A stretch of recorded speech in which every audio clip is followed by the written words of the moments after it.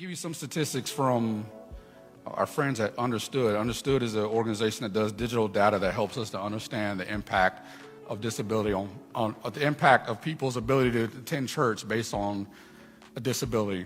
This is primarily not physical disabilities, but listen to this.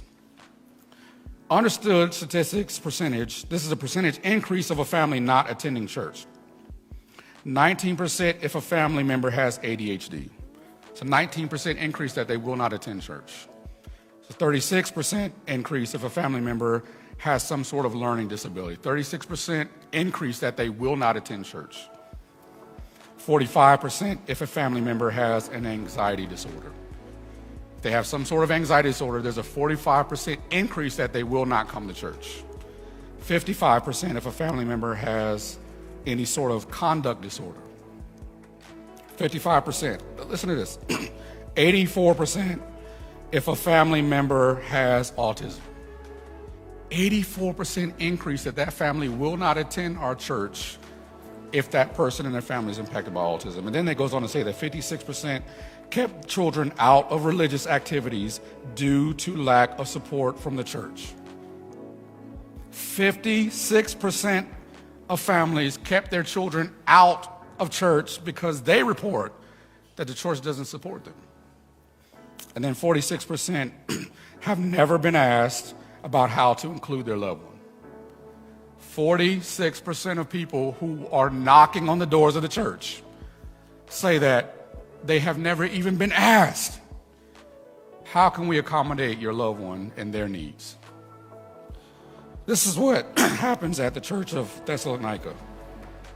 Because Paul, what's astounding to me, has an early experience with the church that is negative based on the fact that they begin to distance themselves from him because of his disability.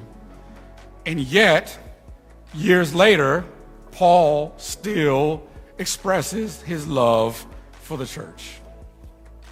He plants this church, and he knows about the distance between himself and the disability community.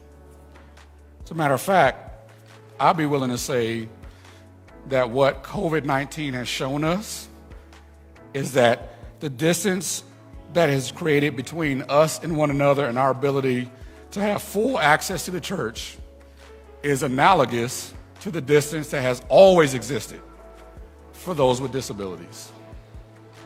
And all it has done is expose the church's unwillingness, ignorance, and inability. Here's what I noticed.